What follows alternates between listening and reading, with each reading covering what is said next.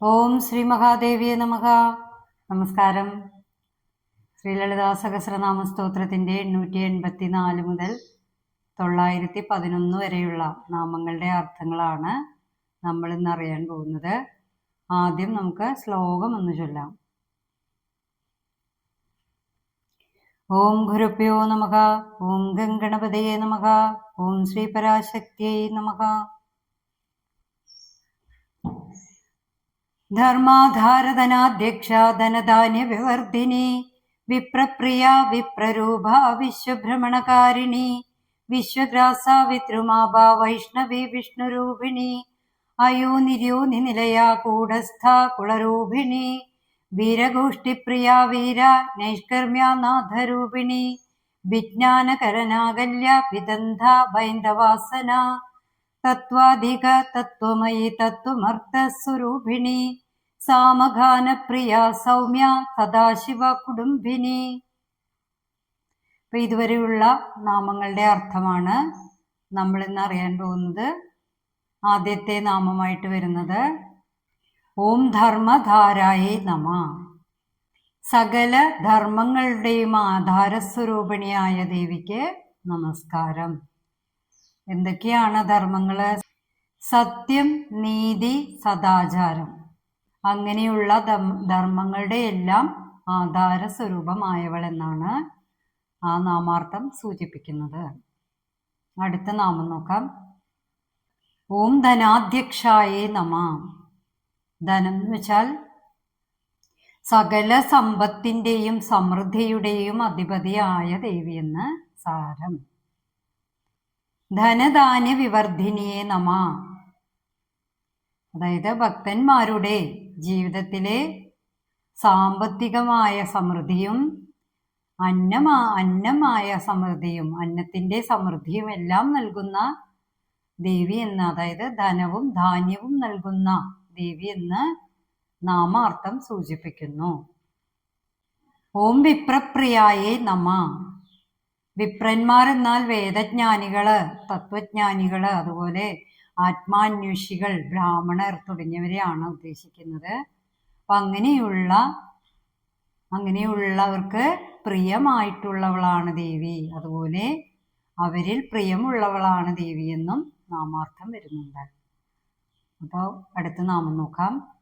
ഓം വിപ്രരൂപായേ നമ. വേദജ്ഞാനികളുടെ രൂപത്തിൽ വർത്തിക്കുന്ന ജ്ഞാനസ്വരൂപിണിയായ ദേവിയെക്കുറിച്ച് പറയുന്ന നാമമാണ്. ഓം വിശ്വഭ്രമണകാരിണ്യേ നമ. സകല പ്രപഞ്ചത്തിൻ്റെയും ചലനാത്മകമായ സവിശേഷതയ്ക്ക് കാരണമായ ദേവി ശക്തിയാണ് വിശ്വഭ്രമണകാരിണ്യ എന്ന നാമം കൊണ്ട് അർത്ഥമാക്കുന്നത്. പ്രപഞ്ചത്തിൻ്റെ എല്ലാ ചലനങ്ങളും നിലനിൽപ്പും എല്ലാം ആധാരമായിട്ടുള്ളവളാണ് ദേവി, അല്ലേ? അപ്പൊ അങ്ങനെയുള്ള ദേവിയെ സൂചിപ്പിക്കുന്ന നാമമാണ്. ഓം വിശ്വഗ്രാസായേ നമ.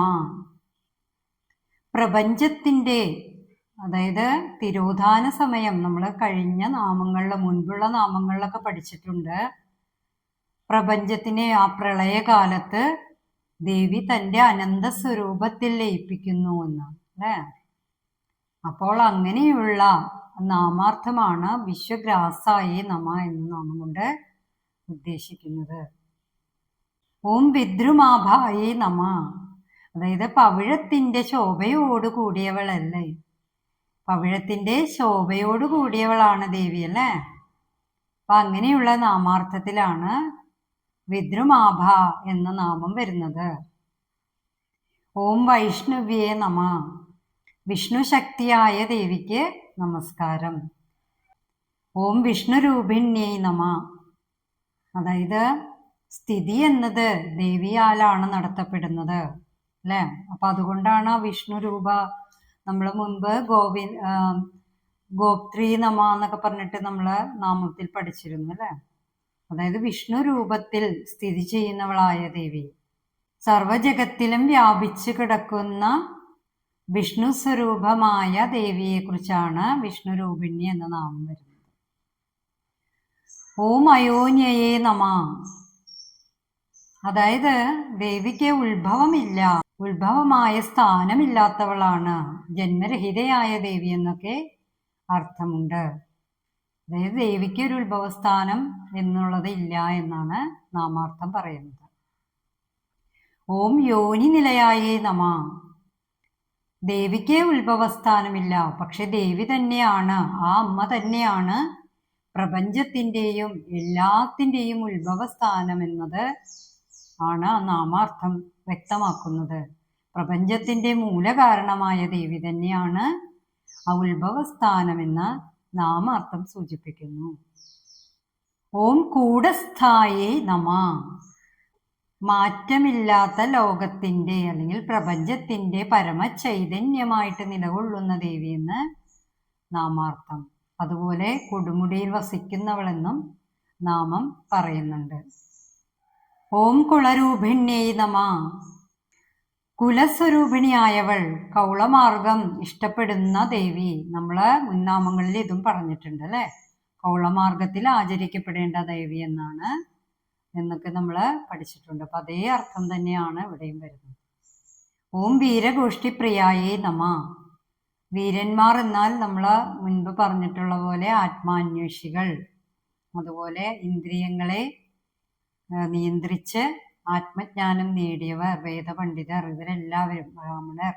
അപ്പൊ അങ്ങനെയുള്ള വീരസമൂഹത്തെ ഇഷ്ടപ്പെടുന്നവളായ ദേവി എന്നാണ് വീരഗോഷ്ഠിപ്രിയായേ നമ എന്ന നാമം കൊണ്ട് അർത്ഥമാക്കുന്നത്. അടുത്ത നാമം നോക്കാം. ഓം വീരായേ നമ. ദേവി തന്നെ വളരെ പരാക്രമശാലിയായതാണല്ലേ, പരാക്രമശാലിയും അതിശക്തിയുമായ ദേവി എന്നാണ് നാമാർത്ഥം വരുന്നത്. എല്ലാത്തിൻ്റെയും ശക്തിമത് രൂപമാണ് ദേവി അല്ലേ.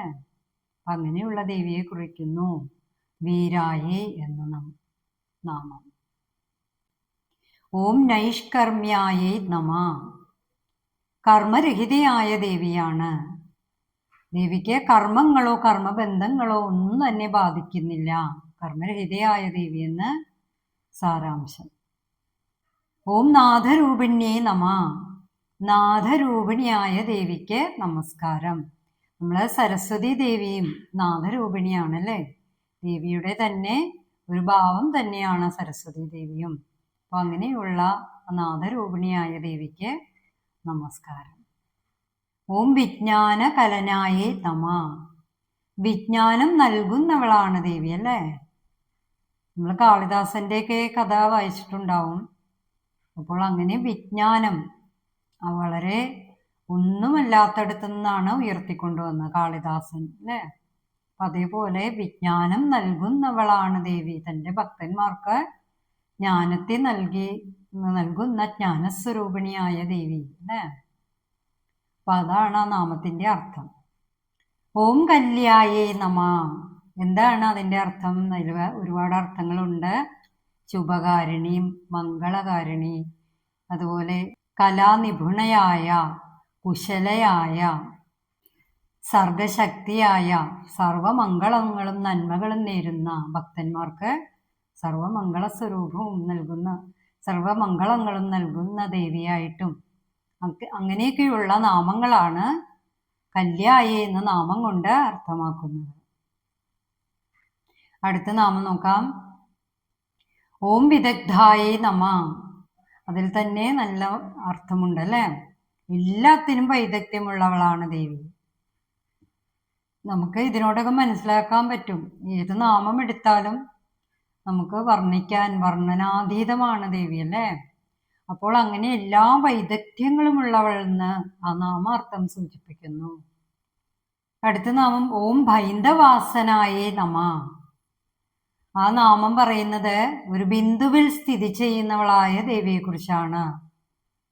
നമ്മൾ മുൻപ് ആജ്ഞാചക്രം, അതായത് ഭ്രൂമധ്യത്തിലുള്ള ആജ്ഞാചക്രത്തിൽ സ്ഥിതി ചെയ്യുന്ന, ആ ബിന്ദുവിൽ സ്ഥിതി ചെയ്യുന്ന മനോത്മനി എന്നൊക്കെയുള്ള നാമങ്ങൾ മുൻപുള്ള ഇതിലൊക്കെ അർത്ഥം വിവരിച്ചിട്ടുണ്ടായിരുന്നു. അതുപോലെ ശ്രീചക്രത്തിൻ്റെ മധ്യത്തിലായിട്ടുള്ള ബിന്ദു, മൂലാധാര ചക്രത്തിൻ്റെ മധ്യത്തിലായിട്ടുള്ള ബിന്ദു എന്നൊക്കെ നമ്മൾ നാമങ്ങളിൽ പഠിച്ചിട്ടുണ്ട്. അപ്പം അതേ അർത്ഥം തന്നെയാണ്. ആ ബിന്ദുവിൽ സ്ഥിതി ചെയ്യുന്നവളായ ദേവി എന്നാണ് ഈ നാമാർത്ഥം സൂചിപ്പിക്കുന്നത്. അടുത്ത നാമം നോക്കാം. ഓം തത്വാധികായേ നമ. തത്വങ്ങൾക്ക് അതീതയായവളാണ് ദേവി അല്ലേ. 36 തത്വങ്ങൾ ഉണ്ട് എന്നാണ് പറയുന്നത്. ആ 36 തത്വങ്ങൾക്കും അതീതയായവൾ തന്നെയാണ് ദേവി. തത്വങ്ങളെല്ലാം ദേവിയിൽ നിന്ന് തന്നെയാണ്. അങ്ങനെയുള്ള തത്വസ്വരൂപിണിയാണ് ദേവി എന്ന് സാരം. ഓം തത്വമയ്യേ നമ. പരമതത്വമായ ദേവിക്ക് നമസ്കാരം. ഓം തത്വമർത്ഥസ്വരൂപിണ്യേ നമ. നമ്മളെ മുൻപുള്ള നാമത്തിൽ പറഞ്ഞിരുന്നു തത്വമസി അല്ലെ. തത്ത് എന്ന ബ്രഹ്മവും ത്വം എന്ന ജീവനും അല്ലെ. രണ്ടിനും അർത്ഥസമ്പൂർണമായ ദേവി എന്നാണ് സാരാംശം. അങ്ങനെ പരമസത്യവും തത്വവുമായ ദേവി സ്വരൂപമായവൾ ആ നാമത്തിൽ വരുന്നു. തത്വമർത്ഥസ്വരൂപിണ്യേ നമ. ഓം സാമഗാനപ്രിയായേ നമ. സാമവേദഗാനം ഇഷ്ടപ്പെടുന്നവളായ ദേവി എന്ന നാമാർത്ഥം. ഓം സൗമ്യായേ നമ. കാരുണ്യമയ്യായ ദേവിയെ കുറിക്കുന്ന നാമമാണ്. അത്രയും കാരുണ്യവതിയാണ് ദേവി അല്ലേ. അങ്ങേയറ്റം കാരുണ്യമുള്ളവൾ. അപ്പൊ എന്തു തന്നെയായാലും ദേവിയിൽ അത് അധിഷ്ഠിതമായ കാര്യങ്ങളാണെല്ലാം. ഏത് തന്നെയായാലും അല്ലെ, സത്യവും അർത്ഥവും തത്വവും എല്ലാം. അതുപോലെ കാരുണ്യമയ്യായ ദേവി എന്ന് നാമാർത്ഥം. ആ കാരുണ്യമില്ലെങ്കിൽ നമുക്ക് ഒന്നും തന്നെ ഉണ്ടാവില്ല അല്ലെ. കാരുണ്യമുള്ളത് കൊണ്ടാണ് നമുക്ക് എന്തെങ്കിലുമൊക്കെ ഉള്ളതെന്ന് നമുക്ക് പറയാൻ കഴിയും. ഓം സദാശിവ കുടുംബിന്യേ നമ. സദാശിവ പത്നിയായ ദേവിക്ക്, കുടുംബിനിയായ ദേവിക്ക് നമസ്കാരം. ശ്രീ ലളിതാ സഹസ്രനാമ സ്തോത്രത്തിന്റെ 911 വരെയുള്ള നാമങ്ങളുടെ അർത്ഥങ്ങളാണ് നമ്മൾ ഇന്ന് അറിഞ്ഞത്. എല്ലാത്തിലും നിറഞ്ഞു നിൽക്കുന്നവളായ ദേവി സ്വരൂപം. ദേവി എല്ലായിടത്തും ഉണ്ടല്ലേ. ഓരോ അണുവിലും ദേവി ഉണ്ടെന്നാണ് നമ്മൾ അറിഞ്ഞത് അല്ലേ. അതിനെ കണ്ടെത്തുക എന്നത് നമ്മൾ ആ അന്തർധ്യാനത്തിലൂടെ നമുക്ക് സാധിക്കുമെന്നാണ് പറയുന്നത്. ഈ കലിയുഗത്തിൽ ഒരിക്കലും നമുക്ക് പുറമേ കാണാൻ കഴിയില്ല എന്ന് പറയുന്നു. നമുക്ക് ദേവിയുടെ എല്ലാം അനുഗ്രഹം ലഭിക്കട്ടെ. അടുത്ത നാമങ്ങളുമായിട്ട് അടുത്ത വീഡിയോയിൽ കാണുന്നത് വരെ എല്ലാവർക്കും നല്ലൊരു ദിനം ആശംസിച്ചുകൊണ്ട് നന്ദി, നമസ്കാരം.